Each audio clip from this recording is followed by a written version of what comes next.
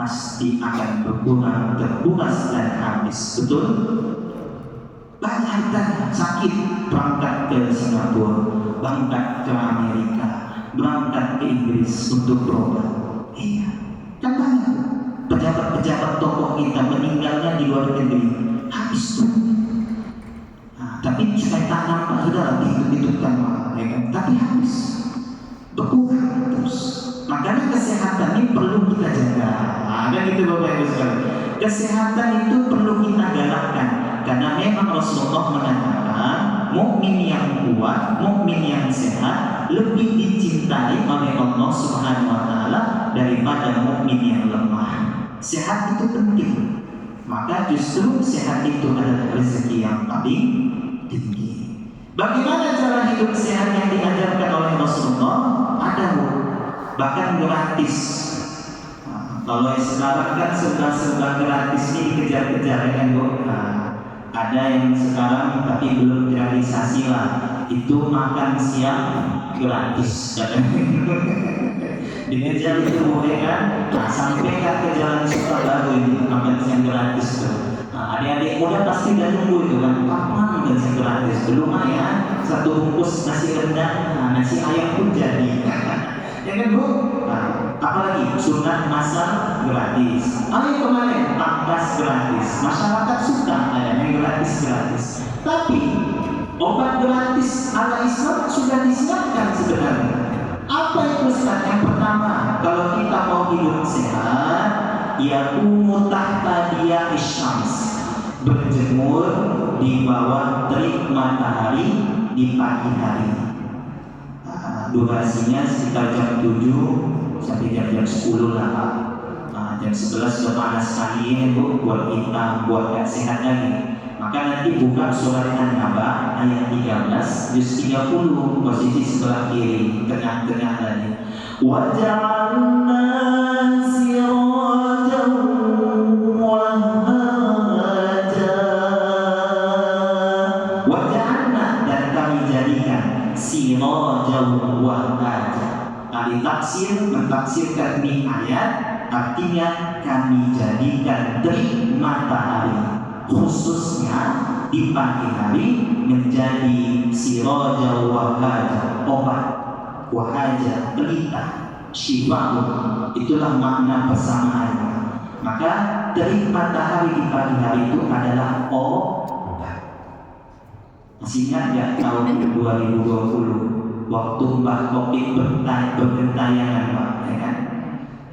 Semua di medsos banyak berjemur. Dokter pun bilang berjemur Pak, perawat bilang berjemur. Betul Pak ya Bu? Semua orang berjemur. Ada yang buka baju lah ya, sembari kebas-kebasnya badan badannya. Wah, hilang kopi katanya. Jadi orang menganggap matahari itu obat. Ini memang obat. Bukan baru 2020 itu baru ditemukan matahari itu obat. 14 abad yang lalu ayat ini turun. Jadi matahari itu memang obat, tapi pagi hari. Kalau siang tidak, apalagi sore, matahari mau terbenam. Pagi yang sehat. Jadi cukuplah setengah jam saja kita berjemur. Sudah contoh sehat. Vitamin C-nya ada, vitamin D-nya ada, membuat otot-otot tulang kita semakin kuat. Yang sudah mulai agak laku-laku, osteoporosis, banyaklah berjemur supaya sehat. Itu yang pertama. Yang kedua, syurbi ma'il abiyat. Kalau mau hidup sehat gratis lagi, tak usah malah biaya mahal. Itu berbanyak minum air putih. Konsumsi air putih. Satu hari berapa yang kita konsumsi Bu? 2 galon. 2 liter ya Pak ya. Kalau 2 galon kembung juga Pak ya. Ngap juga enggak ada. Air putih. Sebenarnya ini air putih atau air bening ya Pak? Bahasa bening ya. Tapi sudahlah kira manis ya Bu. Dari dulu dari kecil awak tahu ini air putih. Padahal air putih itu susu. Betul nggak Pak? Tapi itu lagi di Indonesia ya. Yang bening jadi putih, ya kan? Ini kan air bening. sebenarnya air bening, tapi sudahlah kita bilang aja air putih karena dari dulu mendarah daging ini sudah bilang air putih. Oke. Cara minum air putih yang dianjurkan oleh Rasulullah SAW supaya kita hidup sehat. Rasulullah kan Bapak Ibu minumnya itu minumannya adalah air zam-zam, air bening. Kan air zam-zam juga sama warna bening, betul Bu?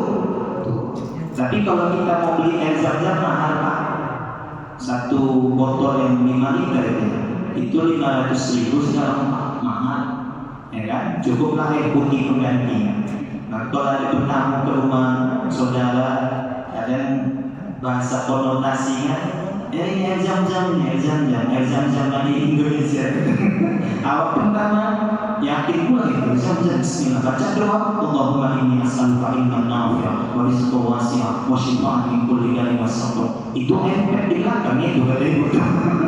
Ya udahlah, kayak manis. Nah, cara minumnya Bapak Ibu sekalian. Nah, ketika kita mau minum, pas pula harus ini Bu ya, udah ngomong ada ya. Bismillahirrahmanirrahim. Alhamdulillah. Nah gitu Pak. Baca lagi Bismillahirrahmanirrahim. Alhamdulillah. 2 kali. Ketiga Bismillahirrahmanirrahim. Alhamdulillah. Ibu tes coba tes dulu kan. Nah, jadi tapi kalau udah habis setelah 1 botol pun jadi sekali kebu. Apalagi panas Mbak es. Nah, dan itulah yang disunnahkan oleh Rasul supaya sehat air putih. Nah, tapi bukan berarti dilarang untuk minum yang manis-manis, enggak, teh manis, enggak, susu manis, enggak, jus-jus yang manis, jus mocha, teh Belanda. Tapi lebih perbanyak minum air putihnya tadi supaya sehat. Kalau kata dokter kita kaji lagi tentang kesehatan, ini banyak kali manfaat air putih Bapak Ibu. Apapun mereknya ya, air leden kita masak, air RO, air galon itu silakan. Intinya air putih. Itu dia. Yang ketiga, ar-riyadhah, perbanyak olahraga. Nah, salah satu olahraga itu yang gratis adalah jalan, jogging. Tapi kalau yang disunahkan Rasul ada 3. Yang pertama berenang, yang kedua berkuda, yang ketiga memanah. Tapi kan ini bayar. Berenang bayar. Ini kalau berenang masih khusus ini 20 atau 25 ya Pak, bayar. Gak mungkin awak berenang di sungai ini kan Bu, gratis. Tapi gak mungkin kan. Yang kedua berkuda, jarang di medan kuda, paling beras lagi lah. Beras lagi, biaya lagi. Sampai beras lagi, bayar kuda lagi, bayar. Yang ketiga, memanah. Sulit, beli kita lagi. Kalau enggak, nyewa. Datang kita ke suatu tempat sewa. Mana? Cepat. Atau menembak. Nah, sama lah itu disamakan antara memanah dan menembak. Intinya adalah fokus. Yang gratis, jalan, jogging, jalan. Malah lebih bagus jalan daripada lari, Pak. Betul. Kalori yang terhisap lebih cepat jalan daripada lari. Kalau lari ini kan kaget Pak, jantung kaget, badan kaget, semua kaget. Maka kalau orang yang berlari itu detak jantung. Tapi kalau jalan enggak normal, jalan. Kurang lebih 1-2 kilo sehari. Jangan sekarang kan agak malas orang jalan ya. Beli kecap aja naik kereta, padahal di situ nggak warung kan, bukan? Nah, iya Pak, belikan dulu kecap. Naik kereta ya Pak, biar koncang. Kadang dekat, beli rokok naik kereta. Padahal kan cuma 500 meter, berarti 500 langkah. Berarti setengah kilo, kan udah sehat gitu. Pulang setengah kilo juga sehat. Nah, ini beli apa? Naik kereta. Salah satu negara yang mengamalkan jalan sehat ini Pak adalah negara Jepang. Ibu bisa buka di media sosial. Orang itu pejabat-pejabat, direktur, manajer itu udah pakai jas, ya kan? Pakai dasi, udah bawa tas, sepatu pantopel, wah itu jalan ya, jalan mereka. Gak ada mereka jaga image, ya kan? Ya tapi memang kantornya gak kalah jauh, sekitar 1-2 kilo mereka jalan. Orang mau ke sekolah jalan, belanja jalan. Kalaupun tak jalan, bersepeda mereka, digerakkan kakinya. Lebih senang, bukan mereka tak punya mobil, ada. Banyak yang punya mobil di Jepang. Mereka yang menciptakan mobil itu, membuat mobil, Honda, Toyota, Indo, Panjang, Innova, Fortuner, semua lengkap. Pajero, kan buatan Jepang semuanya. Tapi mereka lebih senang jalan. Bahkan Rasulullah itu memang lebih senang jalan daripada berkuda. Berkuda itu, Rasulullah pakai kuda itu ketika mau perang saja atau berpergian jauh, berhari-hari, berbulan-bulan, lalu naik kuda. Tapi kalau masih di hidup sekitaran, waktu di Madinah, waktu di Mekah, jalan saja. Makanya betis Rasulullah itu kuat ya. Ibarat kata pemain bola, nampak dia betis-betisnya kuat semua, badan fisiknya kuat. Kenapa? Olahraga. Salah satunya jalan tadi. Itu yang ketiga. Yang keempat, kalau mau hidup sehat bahkan gratis, tis gak bayar. Apa itu Ustaz? An-naumu qabla zuhur, tidur sebelum zuhur. Atau istilahnya adalah dalam Islam qailulah. Qailulah, istirahat sejenak sebelum zuhur.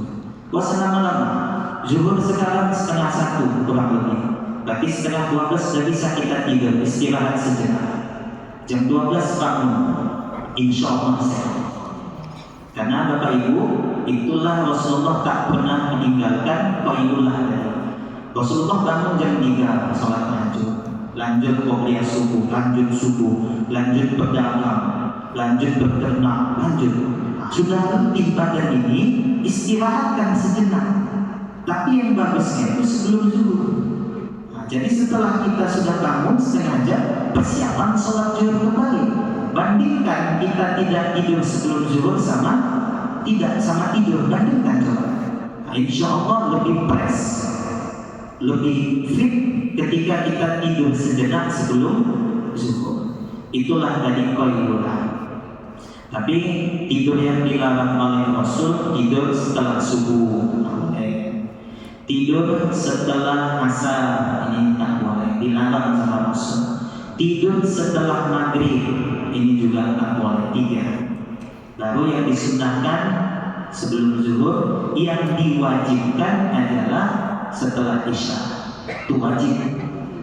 Tapi lain cerita lah pula sama orang yang kerja malam, lembur, shift malam, ya itu dapat kerjanya lebih gelap. Tapi kalau secara hakikatnya, habis isya itu memang wajib badan kita diistirahatkan itu.